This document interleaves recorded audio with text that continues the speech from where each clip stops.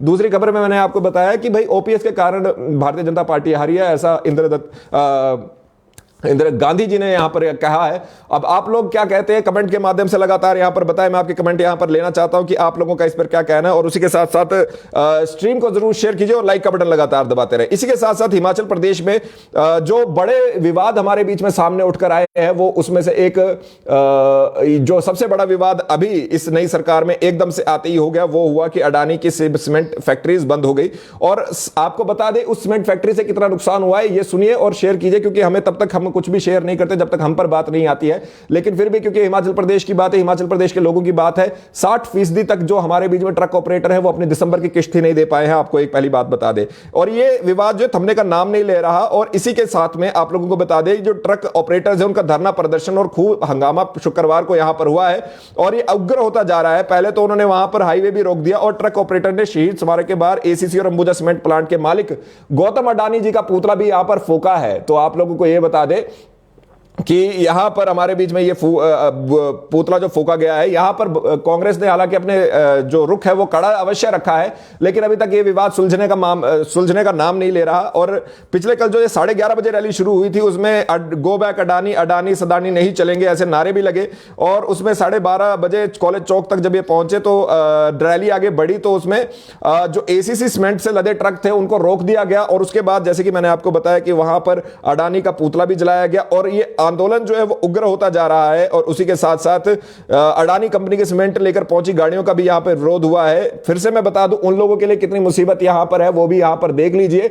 उन लोगों के लिए इतनी मुसीबत यहां पर इस समय पर सामने आ रही है कि देखिए उनको यहां पर दिसंबर के काफी ज्यादा चीजों में जो काफी ज्यादा लोग हैं वो किश्त नहीं दे पाए हैं। और उसी के साथ वो कह रहे हैं कि जिस तरह का हिमाचल का जो हमारे बीच में टोपोग्राफी है उसमें कम रेट पर गाड़ी चला पाना बहुत असंभव सी बात है। गाड़ियों की बात हो रही है तो सोलन में भी आ जाइए, वहां पर एक एचआरटीसी चालक ने एक बस जो है वो यहां पर डंगे में दे मारी और उसे डंगे में दे मारने की वजह से आप लोगों को बता दें 8 लोग यहां पर घायल हुए हैं। कहा यह जा रहा है कि काफी समय तक तो एम्बुलेंस वहां पर नहीं पहुंची। 36 लोग उस पर सवार थे, गाड़ी का नंबर था HP3B6168 और अस्पताल वहां पे पहुंचाया गया। किसी के यहां पर हालांकि मृत्यु नहीं हुई है। और आप लोगों को यह बता दें कि बस जो है चंडीगढ़ से शिमला की तरफ आ रही थी और शमलेज के समीप ये अनियंत्रित होकर दीवार से टकरा गई है और हादसे के कारण अभी पता किया जा रहा है। लेकिन उसी के साथ साथ कई लोगों ने यह बताया कि भाई ड्राइवर जो है वो यहां पर जो वो फोन सुन रहे थे, ऐसा किसी ने बताया है। कुछ कह रहे हैं बस की रफ्तार तेज थी। और उसी के साथ साथ आप लोगों को यह भी बता दें कि जो ड्राइवर है उन्होंने अपना वो किया है कि भाई नहीं ऐसा कुछ नहीं हुआ, मैं वहां पर उल्टा इन लोगों को मेरी वजह से यहां पर मैंने बचाया है। तो ये हमारे बीच में यहां पर हुआ है। हालांकि कोई जान माल का, सिर्फ ये कुछ लोगों को चोटें आई हैं, गंभीर भी आई हैं, लेकिन फिर भी ये कहना कि भाई किसी को कुछ हो गया, ऐसा नहीं हुआ है। तो सभी लोग यहां पर सुरक्षित है और वही एक अच्छी बात इस पूरी बात में देखने को मिल रही है। इसी के साथ साथ आप लोगों को एचआरटीसी की बात हो रही है तो दूसरी एचआरटीसी की खबर भी साथ ही साथ में बता देते हैं।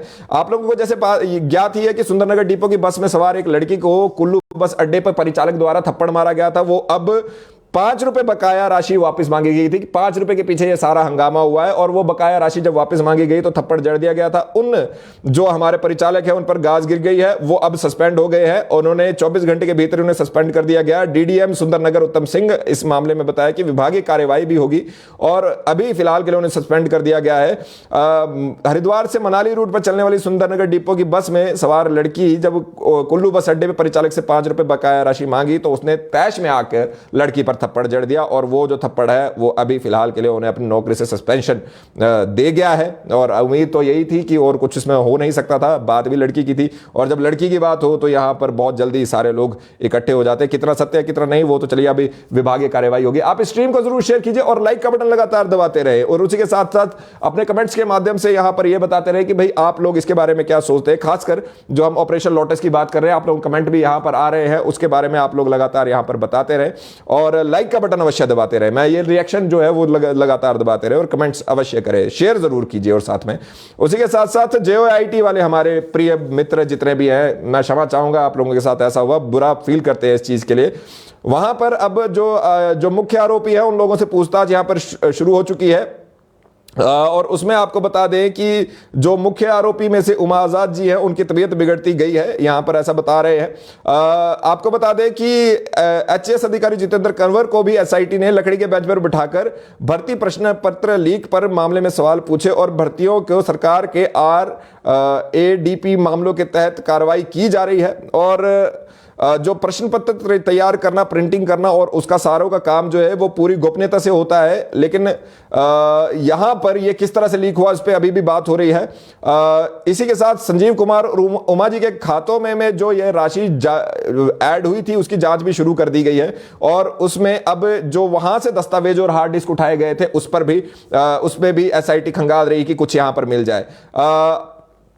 और इसमें अभी तक फिलहाल के लिए ये कार्रवाई चली हुई है, अब आगे देखना है कि यहां पर क्या होगा। उसी के साथ साथ हिमाचल प्रदेश की सरकार जो एक्शन मोड में दिख रही है, उन्होंने काफी ज्यादा ऑफिस डिनोटिफाई अवश्य किए हैं। और उसी के साथ साथ आप लोगों को यह भी बता दें कि जो डिनोटिफाई किए गए हमारे बीच में दफ्तर है, उसको छोड़कर काफी लोगों को लग रहा था कि सीएम हेल्पलाइन भी डिनोटिफाई हो जाएगी, लेकिन ऐसा नहीं हो रहा है। सुखविंदर सिंह सुक्खू जी ने यहां पर यह साफ किया है कि वो हेल्पलाइन को यहां पर जो बंद नहीं करेंगे बल्कि उसे भी यहां पर और स्ट्रांग बनाएंगे। उन्होंने कहा कि उसे और मजबूत किया जाएगा और उसी के साथ साथ लोगों की शिकायतों का जितना जल्दी हो सके निवारण यहां पर किया जाएगा।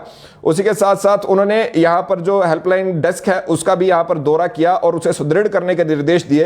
उन्होंने कहा कि नागरिकों को एक ऑटोमेटिक टाइप का जो व्हाट्सएप चैट बोट्स और वॉइस बोट्स जैसी सुविधाएं शुरू करने पर उन्होंने बल दिया और उसके लिए उन्होंने आईटी विभाग पर यहां पर कहा है कि हेल्पलाइन प्रणाली की एक प्रस्तुति उनको यहां पर प्रस्तुत की जाए, बताया जाए भाई कैसे कैसे ये हो रहा है। उसी के साथ साथ सीएम सुक्खू के निर्देशों के अनुसार अब हर जिले से हर दिन 1000 सैंपल कोविड के लिए जाएंगे, कोविड टेस्ट के लिए लिए जाएंगे हर जिले से हर दिन, यानी कि एक दिन में 12,000 से ज्यादा सैंपल हिमाचल प्रदेश में लिए जाएंगे और सबके RT-PCR टेस्ट यहां पर होंगे। आप लोगों को यह भी बता दें कि हालांकि हिमाचल प्रदेश में पॉजिटिविटी दर केवल 0.7% है, इसका मतलब यह है कि हमारे बीच में किसी भी प्रकार का कोई हमें ज्यादा खतरा नहीं है। केवल 19 एक्टिव मरीज है और इसमें अभी भी हमारे बीच में 4 जिले जो है हमीरपुर, किन्नौर, कुल्लू, इसमें एक एक केस है, क्षमा चाहेंगे। और उसी के साथ साथ बिलासपुर, चंबा, लाहौल स्पीति, ऊना हमारे बीच में कोरोना मुक्त है। हमीरपुर, किन्नौर, कुल्लू में एक एक केस है।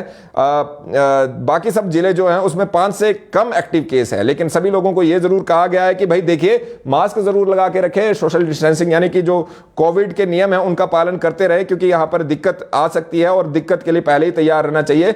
प्रोएक्टिव रहे, दिक्कत ना आने दे, ऐसा पहले से ही कहा गया है। RD धीमान मुख्य सचिव आज रिटायर होने वाले हैं, लेकिन उन्हीं के साथ साथ आज ही उन्हें कल से उनके बीच में यहां पर जो एक नया जिम्मा मिल रहा है वो CIC बन रहे हैं, चीफ इंफॉर्मेशन कमिश्नर बन रहे हैं हिमाचल प्रदेश के। 3 साल का उनका कार्यकाल रहेगा और उन्हें यहां पर एक तरह से तोहफा मिला है सरकार की तरफ से, आगे की ओर बढ़ने का उनको चांस मिला है। तो वो देखना होगा कि भाई यहां पर आगे क्या करते हैं। उसी के साथ साथ सुक्खू सरकार ने यह भी क्लियर किया है कि सरकार की कोई भी बात अगर उनके सचिवालय के कर्मचारियों ने बाहर लीक की तो वो बख्शे नहीं जाएंगे, उन पर कार्रवाई अमल में लाई जाएगी। उन्होंने कहा कि उन्होंने सीधा सीधा कहा है कि गोपनीयता का पूरा ख्याल रखा जाए और कोई भी निर्णय लेने संबंधी अधिसूचना जारी ना कर दे जब तक वो बाहर ना जाए, अधिसूचना से पहले कोई भी बात बाहर ना निकाल दे और किसी से साझा ना करे, और अगर कोई ऐसा करता है तो उसके ऊपर यहां पर गाज गिर सकती है। उन्होंने यह भी कहा कि अगर ऐसे किया जाता है वो सरकारी कार्यों में कोताही बरतने और CCS नियम 1964 का उल्लंघन उन्होंने माना है। सभी डिपार्टमेंट्स को एक सर्कुलर जारी करके यह कहा गया है। हिमाचल प्रदेश की यदि बात करें तो हमारे बीच में 6 जिलों में बर्फ पड़ी है और बर्फ की वजह से हमारे बीच में पर्यटक तो बहुत खुश है, लेकिन जो यहाँ के मूल निवासी हैं उन लोगों के लिए थोड़ा दिक्कत हो जाती है। आप लोगों को बता दें लाहौल स्पीति, किन्नौर, चंबा, कुल्लू, मंडी और शिमला के जिलों में अधिकांश क्षेत्रों में बर्फबारी अभी हुई है, काफी ज्यादा जगहों पे हुई है, काफी जगह पे ब्लैकआउट भी हमें देखने को मिले और हमारे बीच में करीब करीब 134 सड़कों में यातायात ठप हो गया है। 121 तो लाहौल स्पीति में ही बंद है और उसमें से 23 ट्रांसफार्मर, 7 पेयजल योजना भी प्रभावित इस समय पर हमारे बीच में हुई है। तो ये तो थी हमारे आज की सुबह की बुलेटिन। अब आप लोगों के प्रश्नों को भी यहां पर ले लेते हैं। आप सभी लोगों ने अभी तक जिसने भी स्ट्रीम को शेयर नहीं किया है तो अगर आप स्ट्रीम शेयर कर दे तो बहुत बढ़िया बात है। उसी के साथ लाइक का बटन लगातार दबाते रहे और कमेंट के माध्यम से अपने विचार अवश्य रखें। आप लोग कमेंट्स यहां पर ले गए। बारिश तो नहीं हुई महोदय जी, बारिश नहीं हुई है। बारिश के साथ बर्फबारी की बात की थी, वो भी सभी जगह नहीं हुई है। प्रेम सिंह जी बीजेपी जिंदाबाद। मैं फिर से आप लोगों से जाते जाते ये पूछना चाह रहा हूं